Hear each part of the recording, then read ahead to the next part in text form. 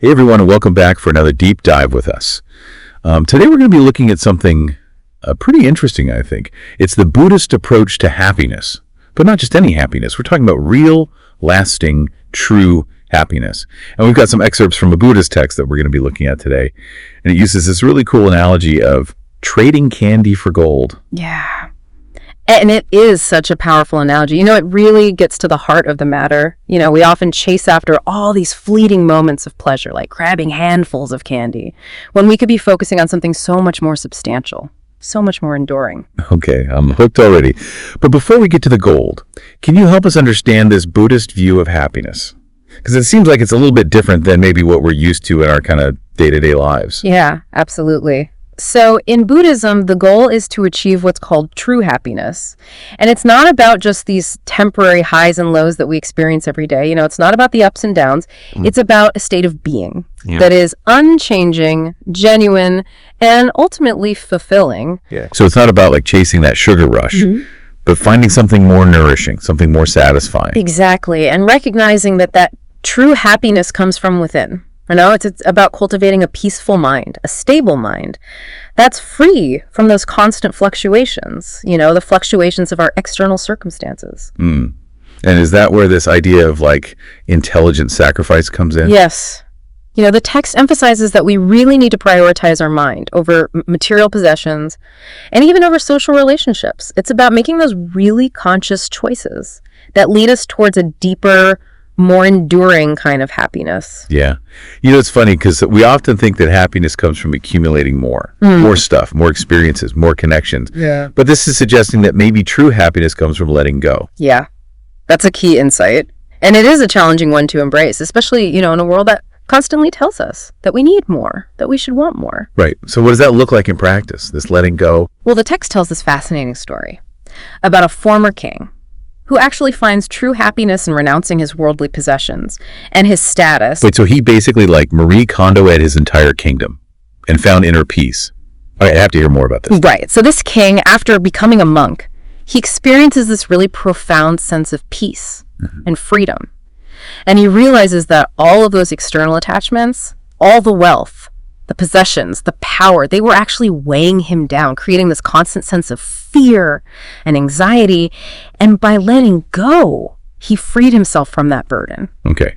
But is all candy bad? I mean, having nice things, enjoying experiences, connecting with people, those all bring us kind of happiness, right? Yeah. How do we know what to let go of? Yeah, that's a really important question. And that's where this concept of right resolve comes into play. So in Buddhism, right resolve is about making a conscious decision to turn away from desires that are rooted in things like sensual passion, ill will, and harmfulness. Now, I think when we hear sensual passion, we might jump to certain conclusions.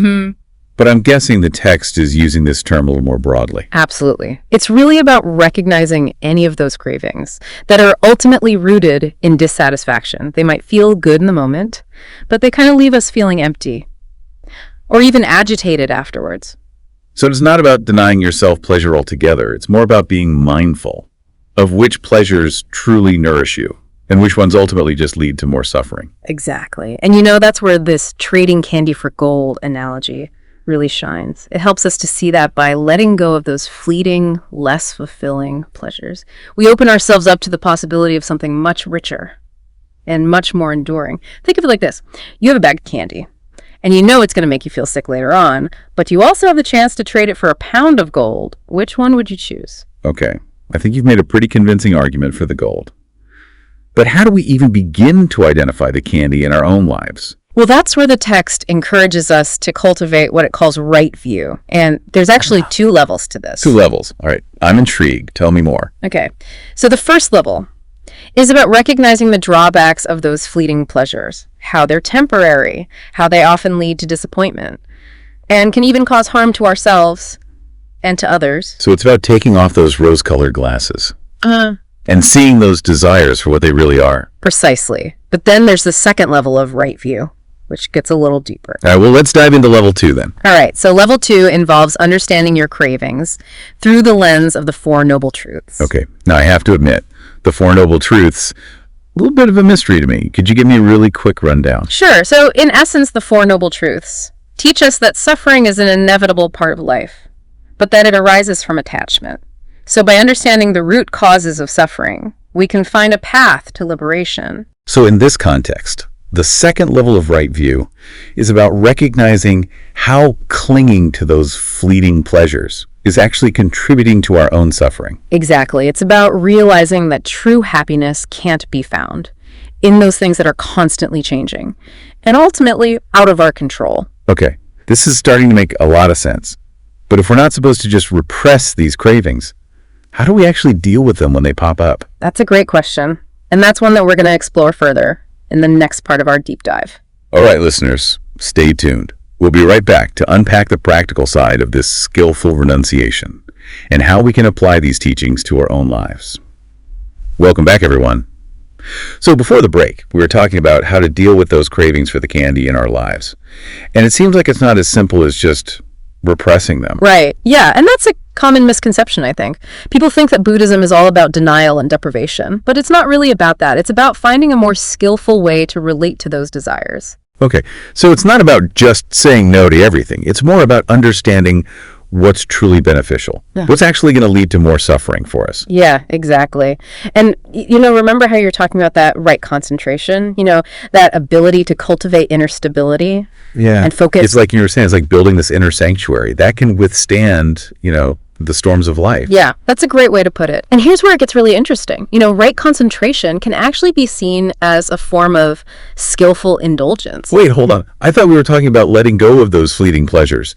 How is concentration a form of indulgence? Well, think about it like this. When you cultivate these states of deep concentration, whether it's through meditation or other practices, you're tapping into this really profound sense of peace and joy.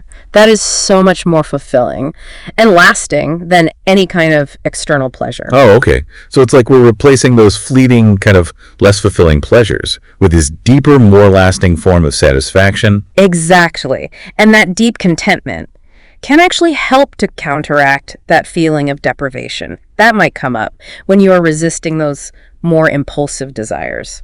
That makes a lot of sense.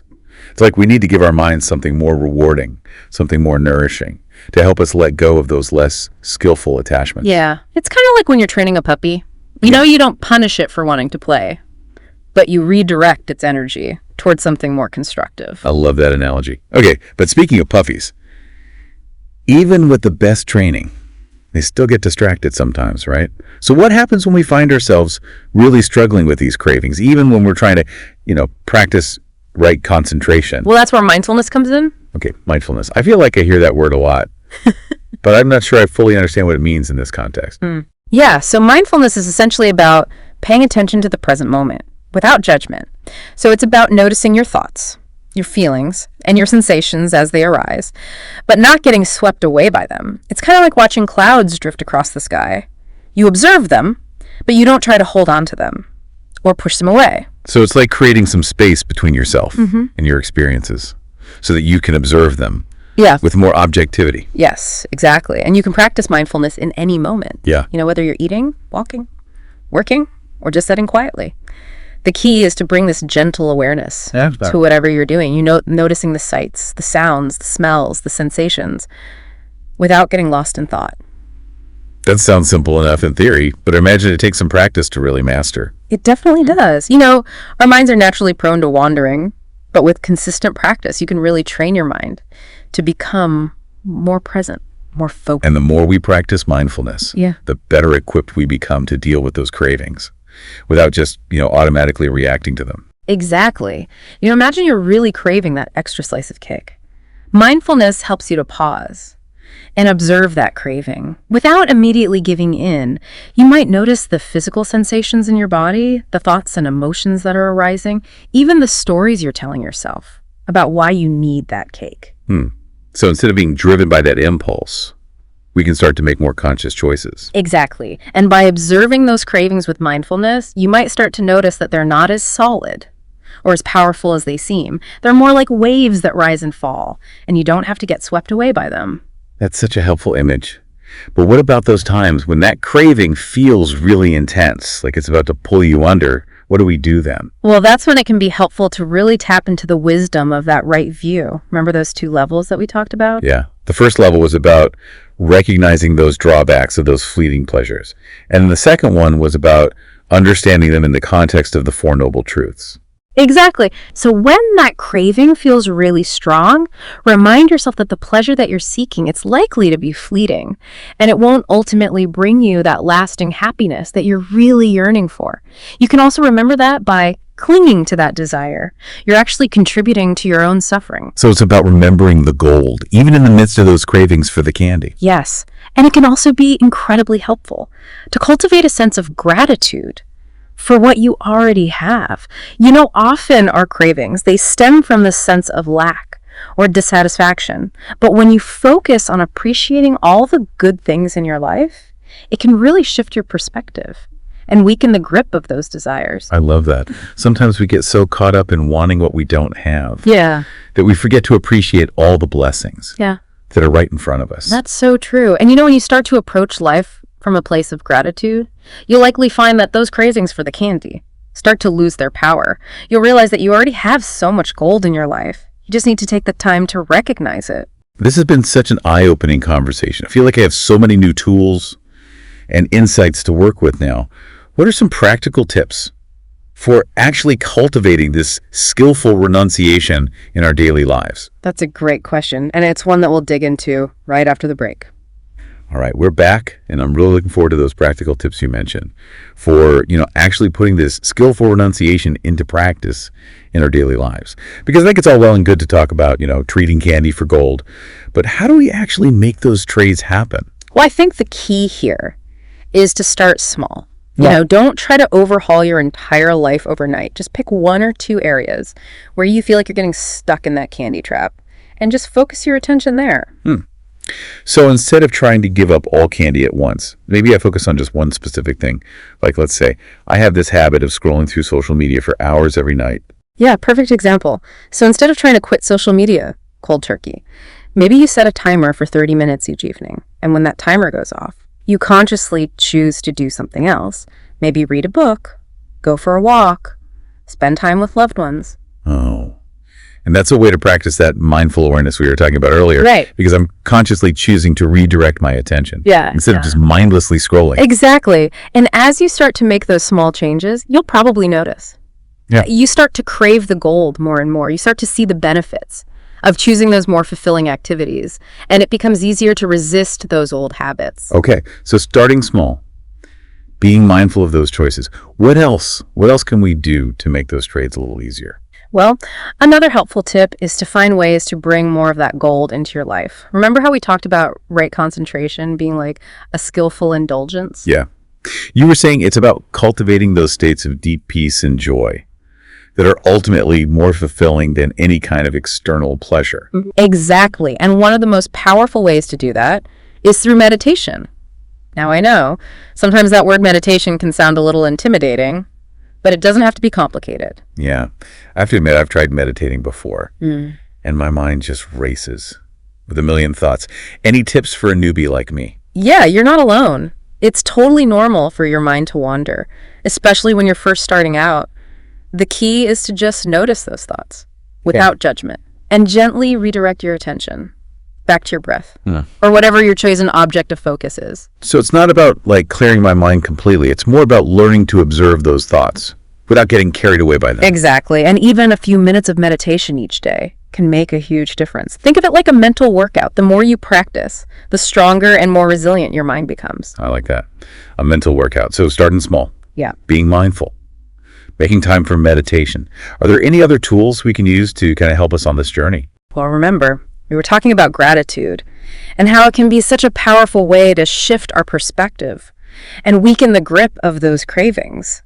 So cultivating a regular gratitude practice can be incredibly helpful. So like keeping a gratitude journal. Yeah, that's one way to do it.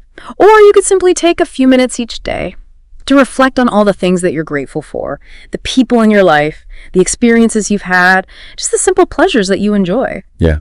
It's so easy to get caught up in what's missing in our lives. Yeah. But when we take the time to appreciate what we have, it can really shift our whole outlook. It really can. And when you start to approach life from that place of gratitude, you'll likely find that those cravings for the candy start to lose their power.